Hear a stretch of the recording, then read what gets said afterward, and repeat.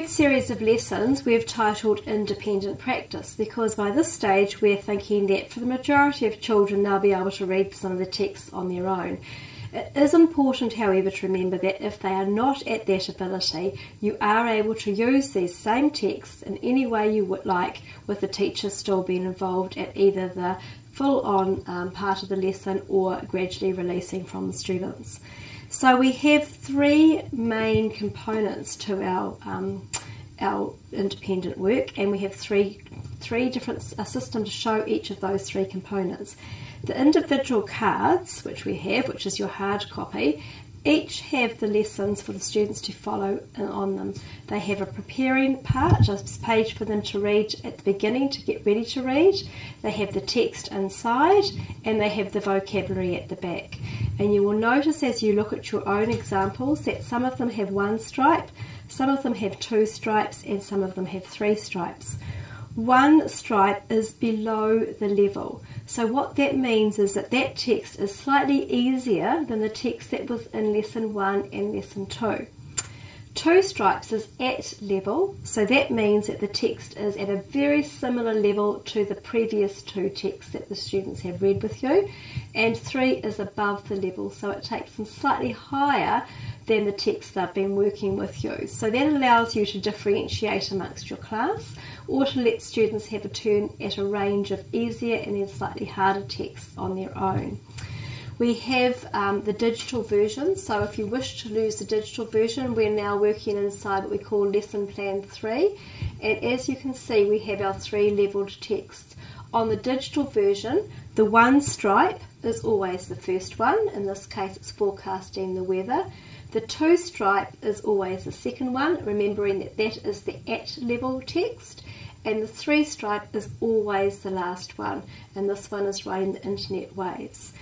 We take the students through just checking that they are understanding strategy again, checking that they're understanding the learning goals, and then if we go into this one here, if we click on the bionic ear, you'll see that we have an activate prior knowledge task. Click onto that, which shows the text to the students and gets them to think about and talk about what they know about that. We have a vocabulary component by clicking down, same example. If we want to see what a speech processor looks like, we click on the speech processor and back to the vocabulary list and back to the then we have a read the text component. So if we go down here, we've got read the text. And when children go through the text and at the very end they do their self-assessment. If we're using the card copy cards, there's something that's really important for us to clarify here, is that the hard copy cards are set up for the students to be able to follow independently. So the definition of the strategy is written for them, and the learning goals are also written for them on the front page of the card. That is exactly the same as the definition and the learning goals from the previous lessons. Down on the side here is a section which says what to do, and it tells the students what they have to have in order to be able to read the text. The overview of the text is provided here, as is the question to activate prior knowledge at the bottom corner. When the students open their text, if they're reading on their own, there are instructions for them which follow the text either at the beginning up here or through the grey boxes.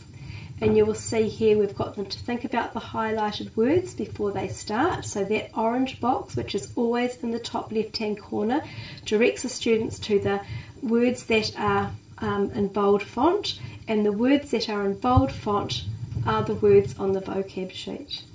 From there, the students read the first part and they follow this example. They fill in the graphic organiser.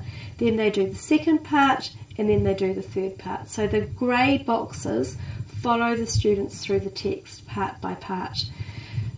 Another integral part to the independent text is that we always encourage the students to stop part way through and ask them to say, how are we going? And we get them to go back to the learning goals, check that they're going okay before they read on.